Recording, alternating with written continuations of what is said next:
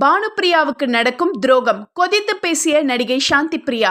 80s டைம்ல அக்கா தங்கைன்னு தமிழ் சினிமாவை கலக்கினவங்க தான் பானுப்பிரியா மற்றும் அவருடைய தங்கை சாந்தி பிரியா. கணவர் இறந்து 20 வருடங்கள் ஆகியும் அவருடைய ஞாபகமா மொட்டை தலையோட காட்சி தர சாந்தி பிரியா ஷேர் பண்ண தகவல்கள் சோகத்தை ஏற்படுத்தியிருக்கு. கணவரோட பிரிவை தாங்க முடியாம இப்பதான் கொஞ்சம் கொஞ்சமா வெளியே வரேன். அந்த வகையில பேட் கேர்ள் படத்துல கமிட் ஆனேன். எனக்கு அக்கா பானுப்பிரியா தான் டப்பிங் பேசினாங்க. ஆனா ஏன் உருவத்துக்கு செட் ஆகலைன்னு தயாரிப்பாளர் வேண்டான்னு சொல்லிட்டாரு. என்னுடைய அக்கா பத்தி நிறைய வதந்திகள் உலா வருது.